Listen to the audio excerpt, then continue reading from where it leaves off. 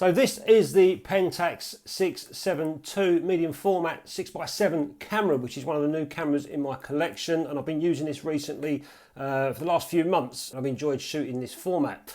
I'll tell you a little bit about the camera and then we'll go out and shoot it. I'm also going to take out a 35mm camera with me as well, get back in the darkroom, because I want to see for myself between 35mm and 6x7 on a 10x8 print how the two stand together. Obviously you'd think the 6x7 is going to be far superior quality, but is 35mm going to be close to it?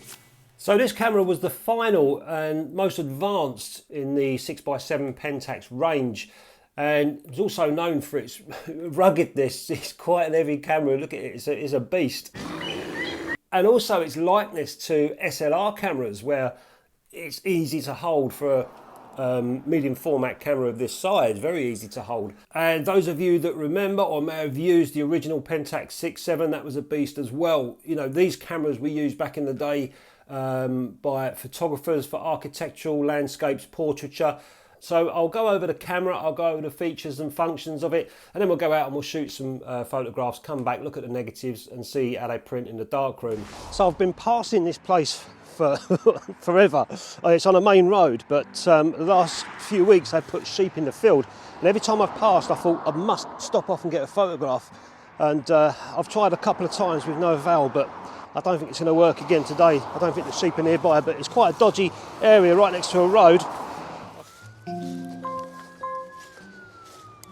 Bloody hell, they're not coming for me, are they? Well, I got the fire brigade. Yeah, oh, this is a shame. The other day the sheep were right there, and I had to park right over there on an industrial estate. I tried to get permission, but I couldn't find anyone. Hang on.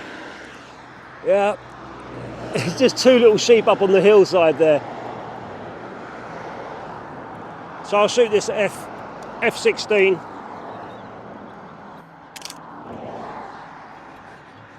Yeah, no, I'm not going to waste any more shots. That's a shame.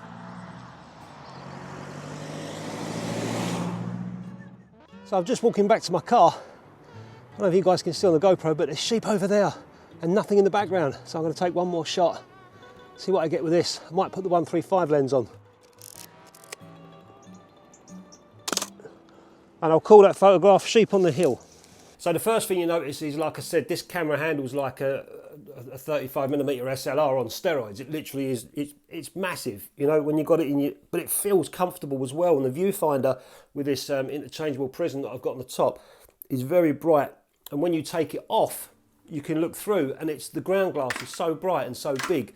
It's a joy to use. So I've come to the woods. I'm going to take a few pictures around the woods, a bit of detail and stuff. Look at these nice trees here. I'm going to try it without the prism and see how easy it is to shoot without the prism on top. That's how bright that prism is. So that's unbelievable. So if I haven't got, which I haven't got, the downward viewfinder, the hip viewfinder for it, I'm happy to take the prism off and shoot all day long like that. So I'll do a comparison shot with 35mm. In case this is one of the ones that I want to make a print. Done. And taking the prism off as well was really easy. You've got these two little latches or little tiny buttons here that you push forward and then press in to remove the top prisms. You've got to do it simultaneously with this finger and your thumb as well. So you push them both forward and then push in, and then it clips off, and it's as easy as that. On the side of the camera you've got a mirror up, so you've got the option to pull the mirror up if you're doing sort of maybe semi-long exposure landscapes or architecture shots and you need 1 second or 2 second exposures. You can pull the mirror up and take your shot, so the mirror's not flapping around and shaking the camera about and giving you a sort of out of focus photograph. So you've got a mirror up option, which is really nice. And you've also got on the side here you've got a little time button as well, so you can do timed longer exposures. So I've just got some leaves from down the road there and brought them back into the garden, put them in the sunlight on the concrete. So I'm just going to take some pictures of these. And I'm using the 135 lens so I can get close in. 1/25 at f11, there you go, sun's out, here we go. Oh. So the grip makes it much easier to, you know, try and really keep the camera steady in your hand. But I'm worried about that mirror slap because it sounds so loud, you just feel like you're jerking the camera all the time. And I could put the mirror up, but then I'm not going to be able to see my composition. That's only useful if I've got the camera on a tripod. I've got my composition, and just before I take my shot, I lift the mirror, use a cable release to take the photograph. But in this sort of situation, it's not viable to pull the mirror up. So look at this, guys. I put one of those leaf photographs into a 10x8 frame illustration, and you can see how well that 6x7 format fits 10x8. And not only that, because of the size of it, I can do cropping and crop the image and pull it in as much as I like to get a nice composition within that frame. So these larger negatives really do give you a lot of room for manoeuvre in the darkroom with compositions and cropping the print.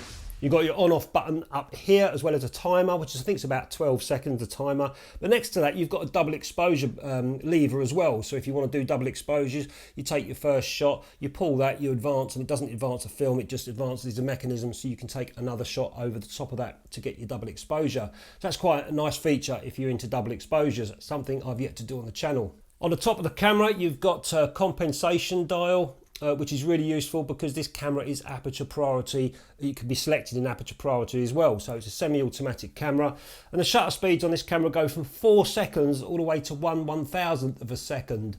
I must admit, I'd like to have seen maybe 1/2000th at least, but that's 1/1000th is still enough, unless you want to shoot wide open apertures in the sunny daylight.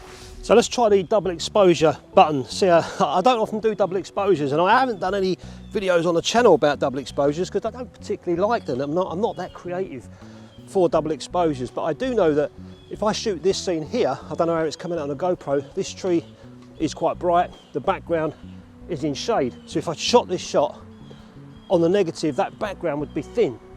It would be transparent almost, which means anything I shoot on the next exposure, if it's bright enough, will replace that background. That's the way I'm thinking. So we'll shoot this at 500, one stop over underexposed. I'm going to go portrait, and I'll replace that background with something else.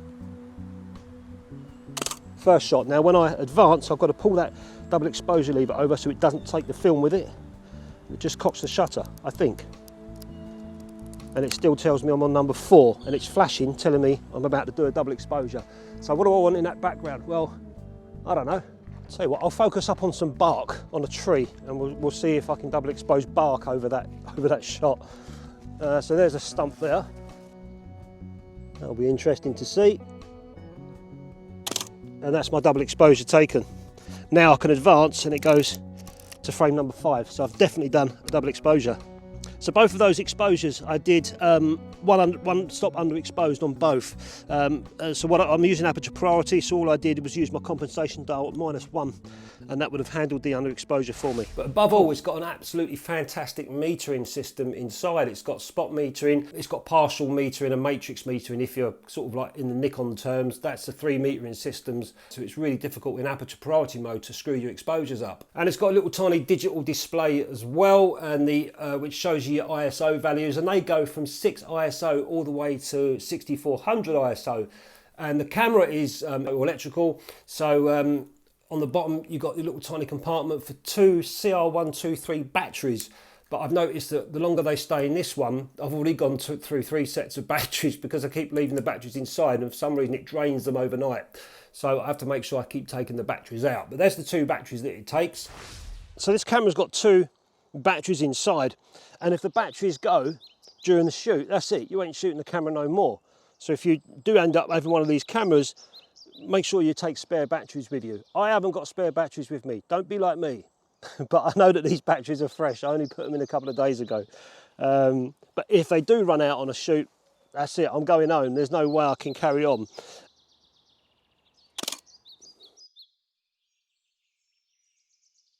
If we open the back of the camera, you can see the size of it there. That's the 6x6 negative shutter curtain there, which is a cloth curtain, goes horizontal. And the weight at the moment in my hands here is probably, I think it's around about 1600 grams at the moment in weight. So it is quite hefty. And when you're out in the field taking photographs, you look through the viewfinder, or this particular one here, you've got underneath a little digital display like your modern cameras today, and through there it's just giving me my exposure reading, which at the moment says 1/15 of a second, tells me what metering what metering parameter I'm at. And the display inside the viewfinder is very useful to have, as you'd know if you've got one in your cameras. If I'm shooting up at these trees, I can see instantly in aperture priority what the meter's telling me. And it's telling me 1/500th of a second, but if I come down a little bit towards the tree, it's now sort of 250 if I come down towards the shadow areas. So I'm going to use that multi-exposure lock button at the back there, memory lock. So I'll just come down, press the memory lock in at 250. But be careful, because after a while the memory lock comes off so many seconds. So you've got to keep your eye on it. Done. And the lens that I've got on this at the moment is a 105mm f2.4 lens. So it's a perfect lens for portraiture. I've already done quite a few portraits using this lens and it is beautiful. And the other lens that I've got for it is a 135 f4 lens, another nice portrait lens. I've also got with it some extension tubes as well, in case I want to do some close-up photography indoors. These are really handy, you know, if I want to do some maybe abstracty artwork on a leaf or something like that and get all the details of a leaf or whatever. These can really get close in on your photographs as long as you light it well and choose a smaller aperture. But yeah, I've got those extension tubes there as well, which is a bonus. So I like this bank of trees going down here. I'm going to get a shot with these trees. I'm on frame number 6 and I'll use a 35mm to take the same shot so I can get the equivalent, and we'll see in the darkroom if we make an enlargement on 10x8 if I can see any difference between a 10x8 and a 6x7. But I'll also do the same thing with a close-up as well. And because this tree is kind of like in the foreground for me, it's darker than the background, I'm just going to overexpose slightly on the compensation scale, just by 2/3 of a stop. That'll do. So I've just done some metering, it's given me 1/45th of a second, so just a bit less than 1/60th. Let's see if I can hand hold this and keep it straight. So I use the grip, pull my arm straight in, all around to my chest, so I can keep it straight. I've already focused. I can use my finger to focus if I need to. Hold my breath. Oh, that felt slow, but I had everything clutched into my chest. Hopefully that's come out, we'll soon see. Of course, I've got a fresh roll of Delta 400 in here as well, in this f90X camera with this Zeiss Milvus 50mm lens. Same compensation. It's given me the same, it's 1/60th of a second at f8, so it's about the same focal distance as well through looking through here. There you go.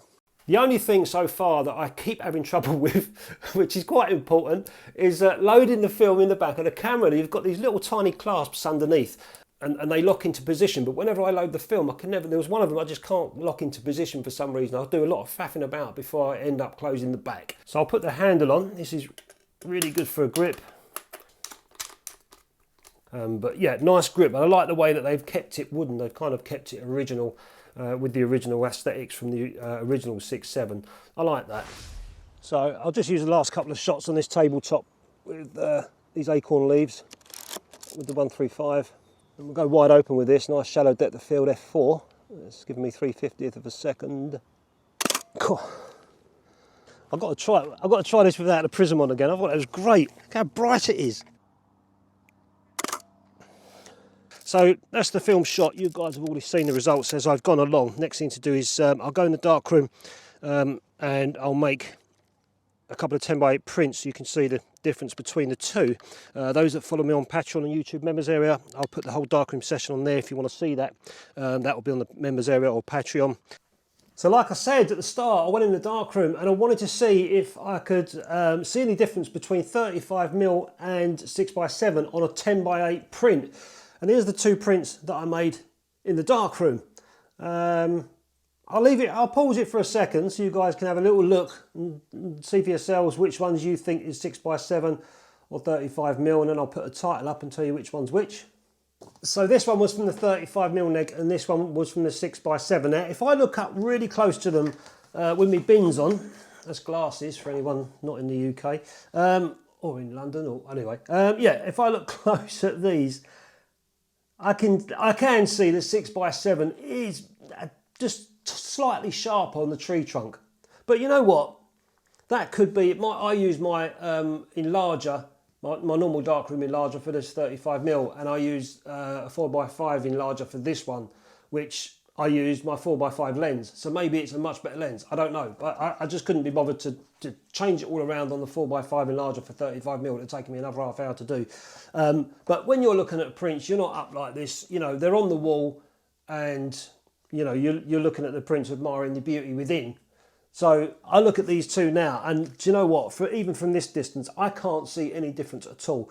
Only when I get really close and study them, I can see a difference. So, you know, if you're going to blow up 6x7 or 35mm, I should say, onto something this size, then you're going to start noticing the difference. And this is where the medium format, even 645 upwards, comes into its own. But I went off and made a few more prints of the leaves that I took photographs of, and something I just thought that would be really, you know, see how it comes out. Go down the road, pick up some leaves, come back, put them outside in the sunlight and take some pictures. And I used those, I think I used an extension tube on a couple of them, to get really close. And the detail on these leaves, absolutely incredible. I made 3 prints of these for myself. I'm going to get these framed and put indoors somewhere if I've got space. And of course, if you then go up to 6x9, much bigger negatives, much more detail you'll get, especially blowing up on larger prints. But this 6x7, I've read that it's possibly the most popular medium format to shoot. Whether that's true or not, but if you want to try out sort of these larger formats, these older cameras which you can pick up relatively inexpensive, 6x9, and these, I mean, I started off with the Zeiss Icon Netar to get me into medium format, and I think it cost me £20 at the time, and it really gave me a good introduction in, you know, stepping up from 35mm. But you can pick these beauties up. These lenses are absolutely fantastic. To be honest with you, if I took this out and put it next to this Pentax 6.7, you'd be hard pushed to see the difference. These lenses are fantastic. I haven't got these 6x7 folding cameras, but these 6x9s are absolutely brilliant if you want to step up and try out large medium format. But anyway, guys, I hope you enjoyed the video. Let me know in the comments if you've got a Pentax 6.7 II or the original Pentax. What do you like about it? How long have you had it? Especially if you used it back in the day for, you know, pre-digital times, for doing any professional work. I'd love to know, and I'm sure other people would love to read as well. And also let me know if you do have the 6.7 II, do you have trouble loading the film in the camera? Because I did on this shoot as well. Let us know in the comments. Thanks very much for watching. I hope you enjoyed the video, and I'll catch you next time. Yeah, quite frustrating. So this is the trouble I'm having. I mean, let me know in the comments. Let me know in the comments if I'm doing this wrong or what. But every time I've loaded film in this camera, you know, I've just got an happy dinner and come back to it. I can't do it. What is going on? Ah, there you go, it's done. But why? So strange.